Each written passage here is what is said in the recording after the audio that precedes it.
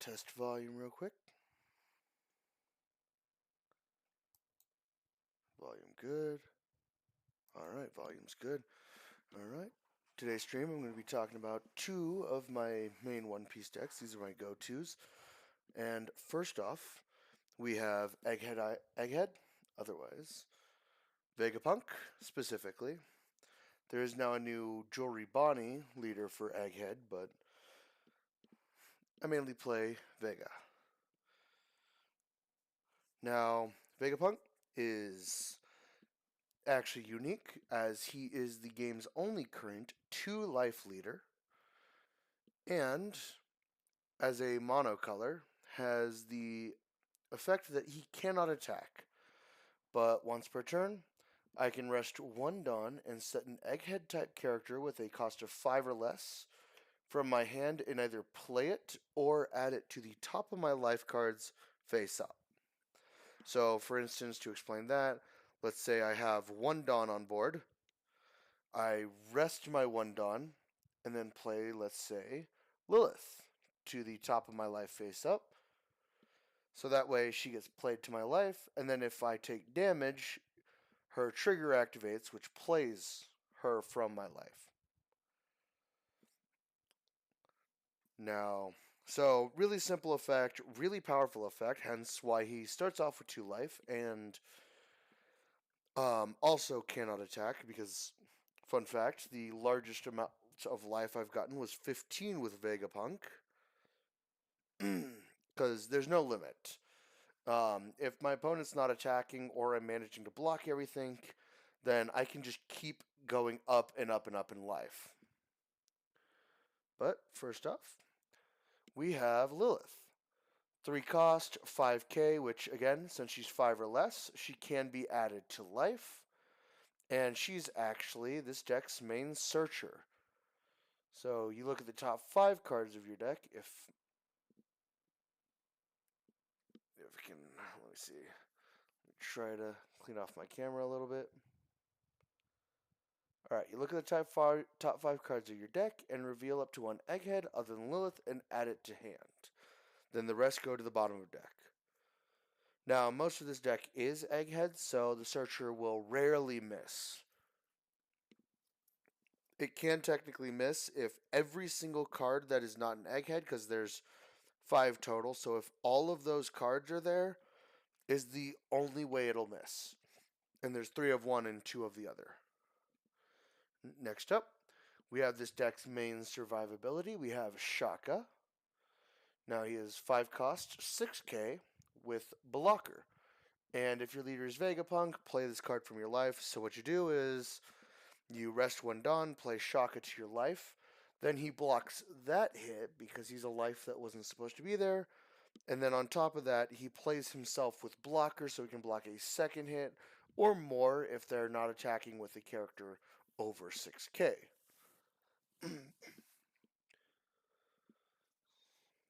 So that's his whole deal, is he can technically block 2. And sometimes even more than that. Next up, we have Edison.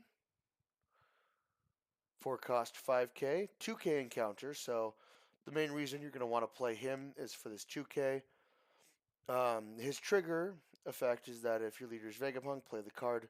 So all of the pure Vegapunks, like Shaka, Lilith, all of those tend to have the effect of just play the card if it's your life.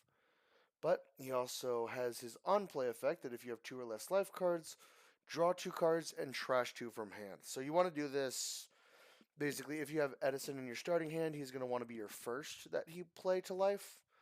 That way, when your opponent takes him as life, you play him and then you get his effect. Because he was the one right on top of your natural life, which means they take him, you're at 2 life. So you can play his effect. My bad. Still a little off right now. Still recovering. So I might need to move away from the mic to cough every once in a while.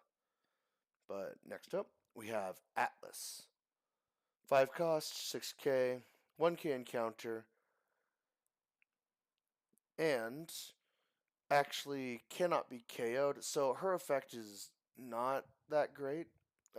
She plays herself as a 6K, that's not too bad, but her effect makes her kind of easy to deal with because she can still be KO'd by effects, KO'd if your opponent has more life than you, or has less life than you, or just ignored. They can just ignore her as 6K isn't the hardest thing to deal with. So if I get some more support cards for Vegapunk, she might be the first to go. Pretty much that deal. Because again, the easiest solution is just ignore her. But next up, we have one copy of York.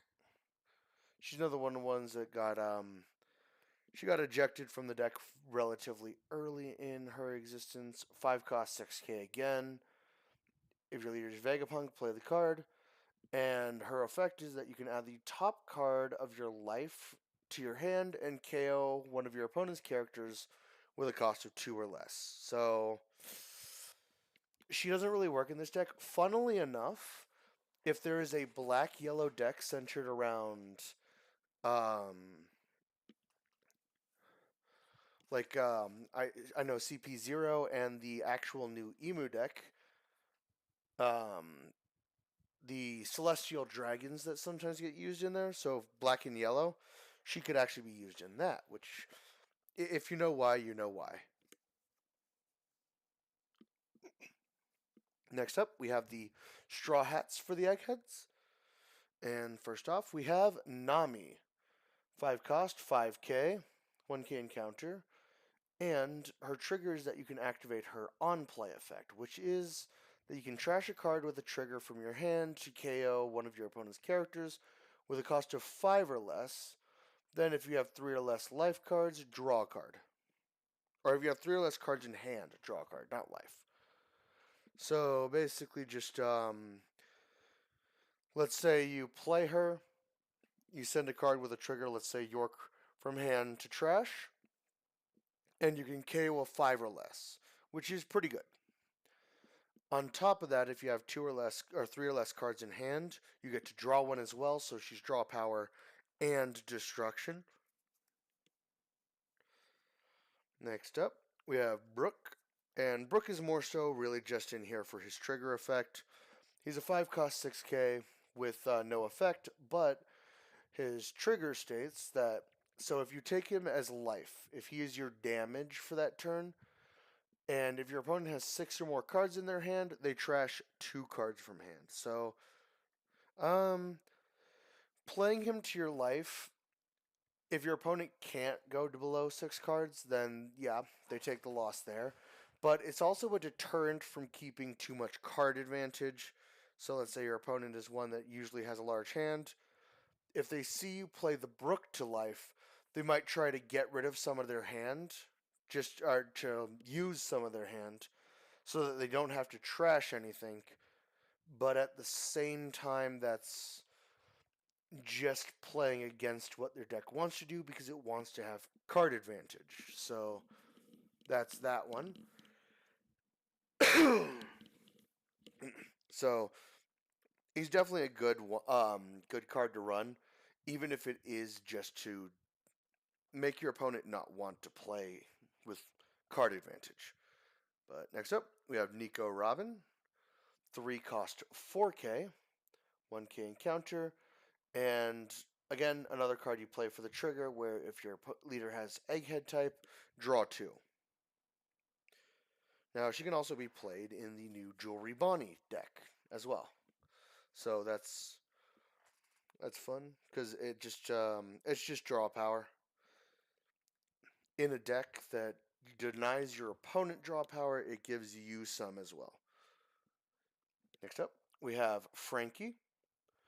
4 cost 5k, no effect again, but does have a trigger where on trigger you draw a card, and then if you have 1 or less life cards, so just 1 life or 1 or 0 life, you can play him as well. And that's different. Normally when you activate a trigger, you have to send the card to the graveyard. Some say add that card to hand instead.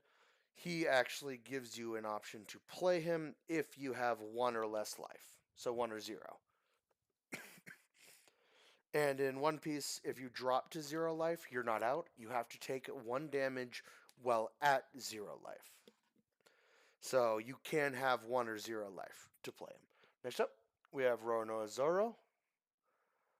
5 cost 6k, 1k encounter, and only has the trigger effect that if your leader has Egghead type, rest up to one of your opponent's leaders or character cards. This one's okay in this deck. I wouldn't say he's the greatest. Yeah, you have to throw him away to get that rest, which isn't bad if your opponent has an unrested character that you want to get rid of. You can take him from life, rest that, or let's say your opponent is attacking you and has more cards to attack with, you can rest those as well.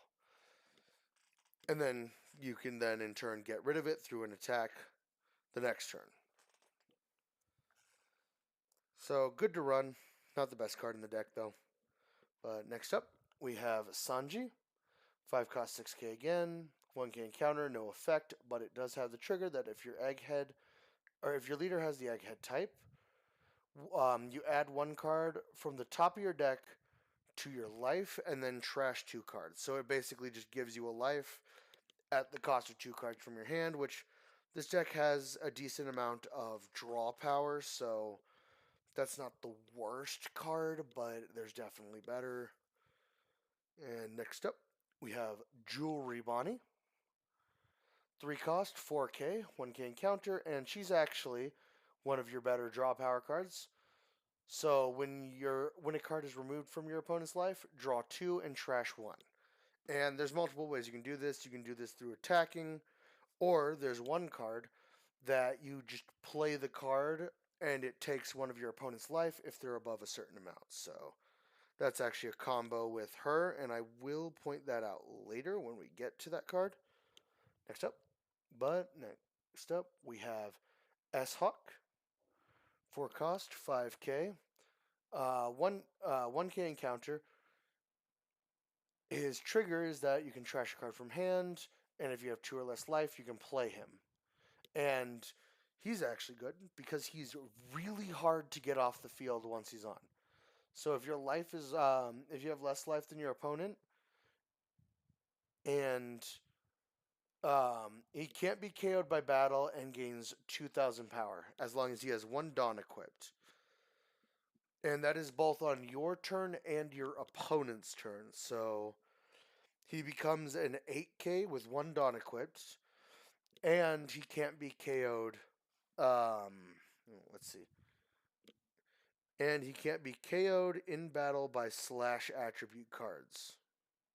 So he has a form of protection as well as an attack buff. And this is especially good in current meta because one of the most meta decks right now is actually Zoro. And Zoro specializes in attacking characters and then unresting himself to attack the leader. So this is very useful. Can't be KO'd in that way. And just really hard to get off the field, basically. Alright. Let's see. Next up, we have S-Hawk. 5 cost, 6k. 1k encounter. Has the trigger to activate this card's on-play effect. And its on-play effect is that one of your opponent's characters with a cost of 6 or less, other than Monkey D. Luffy, cannot attack until the end of your opponent's next turn. So this can be played on your turn or your opponent's turn to just stop them from attacking. And I wonder if this works like... I think the next turn would... If it's on the same turn, I would have to look that up, but I think if it's on the same turn, that's still counted as your opponent's next turn, so that it can't attack for that turn. Not the turn after that if it's taken on your life. And if you know why Luffy is exempt from this, you know. Alright, next up, we have the 2 cards, the whopping 2 cards that are not a part of Egghead. So the Egghead Searcher cannot add these. But first off, we have Yamato. 9 costs 9k, and has the effect that on play, you can KO one of your opponent's characters with a cost equal to or less than the total of you and your opponent's life cards. Then, if you have 1 or less life cards, add up to 1 card from the top of the deck to your life. So, it's more or less either survivability or a good form of removal, which in this deck it can actually perform its job as either. Allowing you to add an indefinite amount of life, meaning that you can just keep getting bigger and bigger characters knocked. Next up, we have the card I was talking about earlier that combos well with Jewelry Bonnie. We have Nico Robin. 6 cost, 6k. So she cannot be played through his effect, neither can Yamato, but they wouldn't be able to anyways because they're not Egghead, but yep, that's her. 1k encounter, but the most important part is, or let's go with the trigger first. The trigger, you can play a yellow character with a cost of 3 or less from your hand. That's more important for the other deck that she's a part of, which is actually the Nico Robin leader. But the important part in this deck is her on play, which if your opponent has 3 or more life cards, trash up to 1 card from the top of your opponent's life. So again, if you give her 1 Dawn and then play her, she takes 1 of your opponent's life, and then Jewelry Bonnie's effect activates, which allows you to draw 2, trash 1. So that's the combo there. Next up, we have Egghead.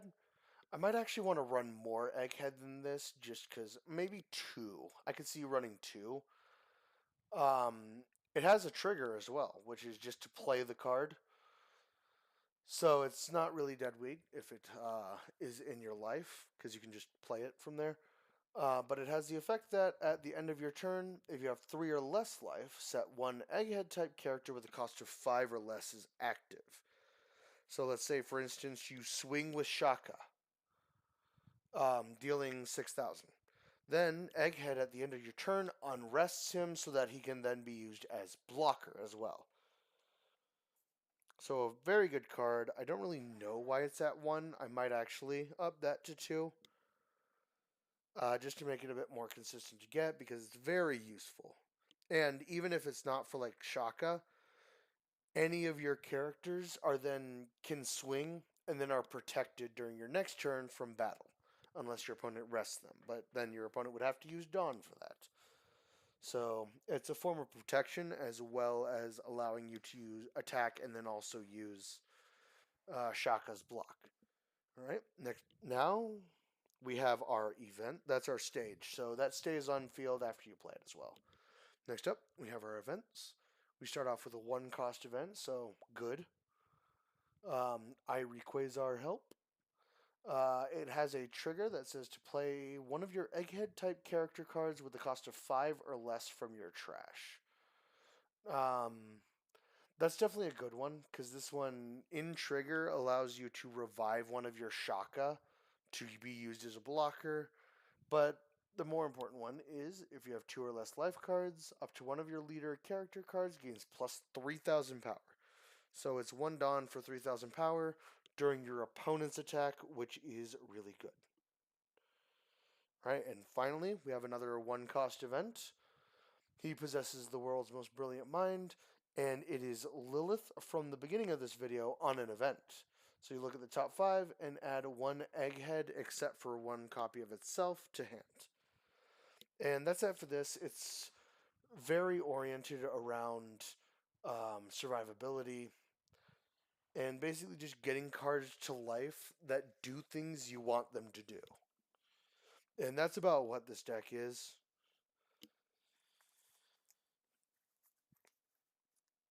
Definitely really annoying one to play against, which is, why I play it, because I'm a horrible person who likes tormenting people. That's just what I do. It's who I am. And next up, we have a different form of misery for anyone who opposes me. We have Carrot. Now, Carrot is more or less the opposite of what Egghead is. This deck is aggression, but not just aggression. It's aggression that stops your opponent from being aggressive because it's fair. Now, the deck I'm running is not actually the main variant of this deck. This is a pure mink variant. So normally you would have other cards that really help out on the aggression front, and I'm actually thinking about changing this up a little bit because I noticed I was missing some stuff that I kind of need. But first off, we have one cost Wanda, 2K, 1K encounter, but that's not what is important about Wanda. What is important is down here. Look at the top 5 cards of your deck and reveal up to one mink card other than Wanda and add it to hand. Yep, she is a 1-cost searcher character, which is always good to see. Next up, just going up by 1, we have Wanda again, this time a 2-cost, 3K, 1K encounter, but again, her effect is the important part, where you play one mink with other than Wanda with a cost of 3 or less from your hand. So let's say you play her, you can play this Wanda. I wouldn't do that because she's 1 cost, but you can. So, and I will tell you some of the better hits for this Wanda's effect when we get to them. Next up, we have Carrot, 1 cost, 2K encounter, so definitely a good one, and if you have 3 or more Dawn cards on your field, look at the top 7 cards of your deck and reveal up to 1 Zoe and add it to hand. I'll leave these up here and I'll leave them there for when Zoe comes up, when I find him. He's near the bottom of the stack, but basically Zoe is your stage. So she just searches for your stage. Alright, next up, we have Shishalin, 2 cost. This is one of the cards that might be a good pick for this Wanda, because his effect on play is you rest 2 Dawn and set 1 mink character with a cost of 5 or less as active. And you mainly want to use this when you're trying to get someone like your Carrot, your main Carrot active again. So he can definitely get that done. Another card that he might be able to deal with. You might not want to, just because he has a 4 Dawn essentially. And since it's 2 Dawn to play Wanda anyways, it's not really cheaper to spend the 2 Dawn to play Shishalin than it is to spend the 2 Dawn to play Wanda to play Shishalin. It's just a bit of a longer combo, and there's better targets, so not really, but kind of. Next up, we have Neko Mamushi, 5 cost 6K, 1K encounter, and has an on play that if your opponent has 7 or more rested cards, he gains Rush. Now, to explain that, rested cards are cards that your opponent used, and, fun fact, Dawn counts as rested cards, so every rested Dawn he has counts towards Neko Mamushi. Given Dawn, unfortunately, does not count as rested Dawn, so that will not count, but any rested cards will. Alright, next up, we have Peckham's, 4 cost 6K, and has the effect that if this character is active, your mink characters with the cost of 3 or less, other than Peckham's, cannot be KO'd by effects. So let's say you're Shishalin, he can't be KO'd by effects, or even more so the next guy, Inurashi, 3 cost, 4K, 1K encounter, but if he has 2 Dawn equipped when he attacks, he sets one of your Dawn as active. So that means when it's rested, you can't use it. He sets it as active, so it can then be used for something more and to combo off more. And he's actually not the only one. Next up, we have Carrot. Now, this is definitely a card I want to add some more of once I get my hands on them. But 5 cost, 5K, 2K encounter, so a really good one. And just at the end of your turn, set up to one of your Dawn cards as active. Now, this plays really well into a more counter event oriented build, which I'm not running, and actually I wouldn't really add two more of that carrot because again I don't have many counter events, meaning her effect would be more or less wasted since it's end of turn only. So if I don't use it for a counter event, then it's unresting nothing. Except for the fact that it can also be used in mind games. So your opponent thinks you have counter events, when in reality you don't. So, possibilities. My bad. Next up, if you thought two cards that unrested Dawn were good, well, get ready for card number 3. 2 cost, 0k, 2k encounter, we have Milky. And active main, you can rest the character, and if your leader has a Minx type, set up to one of your Dawn cards as active. Now, the interesting part about this is it is not a once per turn, much like Inuarashi, or it is not a once per. It's a not an on play. So none of these cards are actually on plays. Funnily enough, Inuarashi is when attacking. Carrot is during end phase, and Milky is just whenever. You just rest her and do that. If you can protect her, you can do it again the next turn. But if you can't, she just kind of dies and you lose the ability. Alright. Next up, we have Pedro. 4 cost 5k.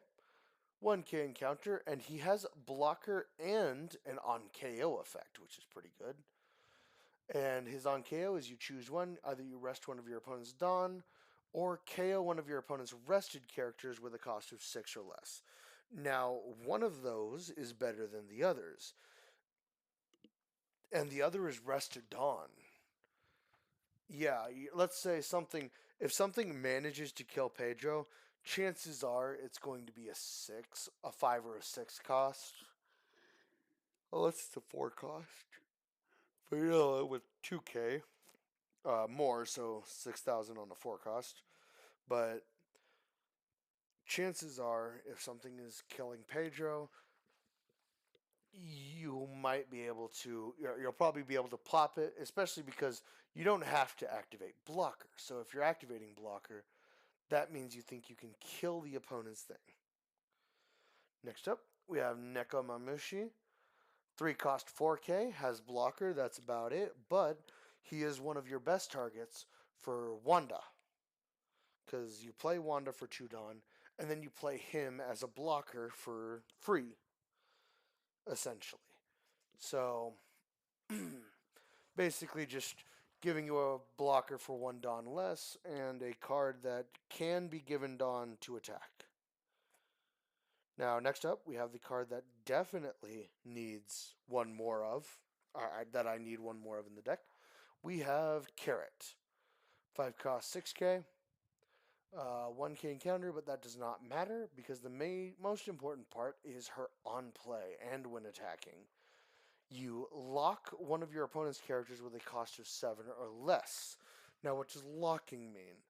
Locking is, let's say my opponent has swung with a character. Let's say this is someone like Neko Mamushi. They're crazy. They swung with Neko Mamushi. It did nothing. Unless they gave him a Dawn. I swing into your leader with Carrot. And then I lock Neko Mamushi so he will not become unrested during your next refresh phase. Basically meaning you can't attack with him again. So that's what I mean with this deck being aggression that stops your opponent from being aggressive. And these are the cards that I need more of in the deck. I have more of. I don't know why I don't have them in here. Because I would want one more Carrot. I would definitely want 1 or 2 more Inuarashi. Maybe keep him at maybe keep him at 2. I don't know. Up him to 3 probably. 5 cost 6k. 1k encounter, and an on play of locking 2 of your opponent's characters with a cost of 5 or less. So A bit better on the actual locking aspect, but worse in the fact that it only happens when you play him. Next up, I have 2 copies of Consulate. 3 cost, 4K, 1K encounter, and an on attack to lock an opponent's character with a cost of 4 or less, meaning they don't become unrested, and once they're rested, they can't attack because they've been locked in the rested position. Alright, next up, we have, from this character over here, we have Zoe, your stage.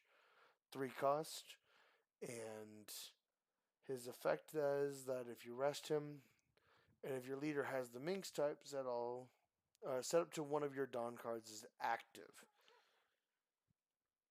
So, yeah, basically you just rest the stage, and if you have a rested character, set him as active. And its other effect is that during the end of the turn, you set up to one of your Minx characters as active. So you can set 2 as active, which is definitely good. The better effect is the end of turn because just like in the other one, it can be used as defense and as an offensive measure. This is definitely a good one. And finally, we have the last card in these 2 decks, and probably one of the most important ones for this deck. We have Electrical Luna. 3 cost event with a trigger that says to rest up to one of your opponent's characters. And its main effect is that all your opponent's characters with a cost of 7 or less will immediately start to, or will not become active, so it locks. I don't know what I was about to say, but yep. So 3 Dawn to lock one of your opponent's cards, and if it's used as a trigger, it rests 1 card. And that's about it for these decks. It was a relatively short stream today. I had to start late because I got back late from. I was out before this. But that will do it for today's stream. Got both of these decks talked about. I might actually. Download the VOD so I can edit it into shorts or videos just going over the decks. But that was both Carrot and my build of Vegapunk Explained. And I hope you have a lovely night.